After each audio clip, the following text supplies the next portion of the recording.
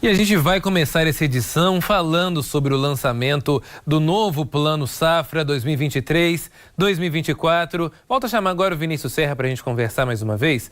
Olha, Vinícius, o Plano Safra ele tem uma importância enorme na economia do Brasil. Quero que você explique para os nossos telespectadores a importância do plano e como é que ele vai acontecer agora após esse anúncio do governo. Pois é, Elias, mais uma vez boa noite para você e para todos. O Plano Safra ele foi criado em 2003. O governo entendeu que para investir no agronegócio era preciso passar uma certa quantidade de crédito, porque é um investimento a longo prazo, é uma safra, demora, então esse dinheiro ele não volta repentinamente. Então, por isso, criou-se essa ideia de investir, passar esse dinheiro para o produtor, para que ele possa depois, sim, depois de colher a safra, depois de ter o resultado final, poder retornar esse dinheiro como foi investido. Ele serve, o Plano Safra, para financiar e também assegurar essas atividades do produtor, do pequeno, do médio e também do grande produtor do agronegócio. E também é muito importante esse investimento por conta do mercado, que ele é muito volátil dentro do agronegócio. Isso porque o mercado está sujeito a muitas situações externas, por exemplo, as questões climáticas que podem vir a atrapalhar o negócio de uma forma inesperada, você acaba perdendo uma grande quantidade ali de alimentos, por exemplo. Também existe uma grande questão volátil em relação às moedas internacionais, para onde vende, para onde que vai, e também algumas sanções. E também sobre essa questão do período, o plano ele é lançado agora do dia 1º de julho e vai até o 30 de junho, porque o governo entende que este é um período que abrange o maior número de commodities em relação ao clima, por isso que ele é determinado neste momento. E hoje foi lançado o do segundo semestre, que pega o segundo semestre de 2023 e o do primeiro semestre de 2024. Vamos ver na matéria. O Plano Safra 2023-2024, anunciado pelo governo federal, destina 364 bilhões e 220 milhões de reais para financiar a agricultura e a pecuária no Brasil. O plano ajuda grandes produtores rurais e produtores que cabem no Programa Nacional de Apoio ao Médio Produtor Rural, o PRONAMP, que tiveram o limite de renda bruta anual aumentado de 2,4 para 3 milhões de reais. O valor é quase 27% do que foi destinado no plano anterior. Dos mais de 364 bilhões no total do plano empresarial, 272,12 vão ser destinados para custeio e comercialização e 92,1 bilhões de reais para investimentos. O ministro da Agricultura e Pecuária, Carlos Fávaro, fez o anúncio dos valores. O PCA é um plano para construção de armazenagem. Nós não podemos ficar comemorando safra recorde, sucessiva de safra recorde e não fazer armazém. Isso é um plano constante, Haddad, e nós retomamos agora. Foi criado no governo da presidente Dilma, foi deixado de lado com pouco recurso e agora entra com vigor total. Já vou adiantar o número.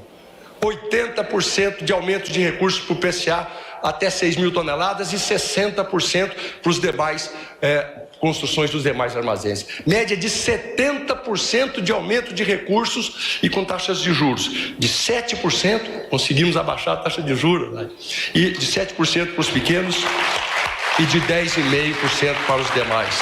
O Moder Frota, programa que financia a aquisição de máquinas e equipamentos agrícolas, também teve redução de juros anunciada pelo ministro para os produtores do PRONAMP, que agora tem limite de financiamento de investimentos aumentado de 430 mil para 600 mil por ano. Representando o setor produtivo, o presidente da Associação Brasileira dos Produtores de Algodão, a Abrapa, também discursou no anúncio do plano, afirmando que o aumento da produção agrícola depende do respeito ao Código Florestal. Sendo muito produtivos, consequentemente nos tornamos sustentáveis, nos 3 pilares que este conceito pressupõe: social, ambiental e econômico.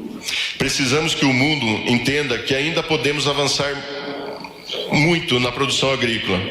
convertendo áreas degradadas e respeitando o nosso Código Florestal. O aspecto sustentável foi tratado como fundamental também pela ministra do Meio Ambiente e Mudança do Clima, Marina Silva. A ideia é torná-lo gradativamente um importante indutor de ação de práticas produtivas orientadas à sustentabilidade ambiental e à expansão da agricultura de baixo carbono por meio de incentivos financeiros, destacadamente a concessão de crédito com taxas de juros mais reduzidos para aqueles que têm boas práticas. O presidente Lula também reforçou que o setor produtivo não pode ser predador das riquezas naturais do Brasil. Nós não precisamos desmatar nada para criar mais gado, nada para plantar mais soja.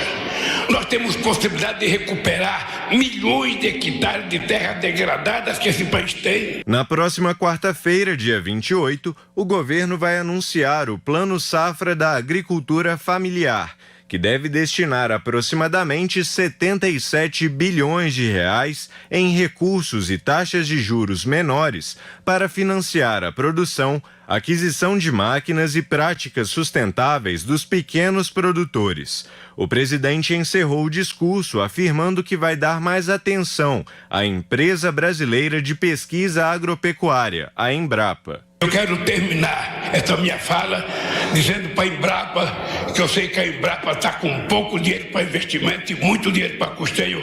Eu quero visitar a Embrapa para ver se a gente consegue fazer a Embrapa voltar a ser a empresa orgulho do agronegócio brasileiro.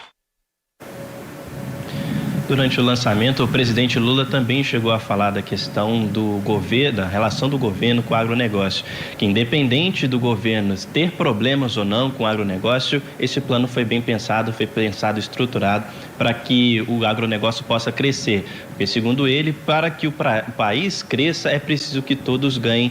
Então, o plano foi pensado também para que o agronegócio continue crescendo. Elias.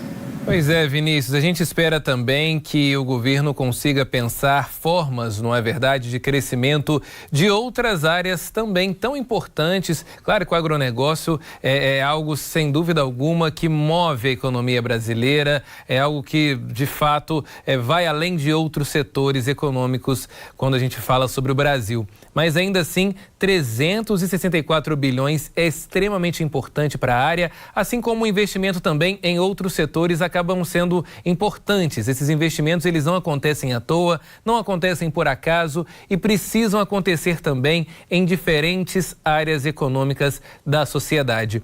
E é curioso porque quando a gente vê, por exemplo, um investimento um pouco maior em outras áreas econômicas, há de fato uma reação por parte de setores do mercado, diferente do que nós vemos hoje, por exemplo, com o agronegócio. Tomara que investimentos aconteçam independente do setor, afinal de contas, uma política econômica precisa ser pautada também nesta responsabilidade, neste sentido. Obrigado, Vinícius, pelas informações. Até mais.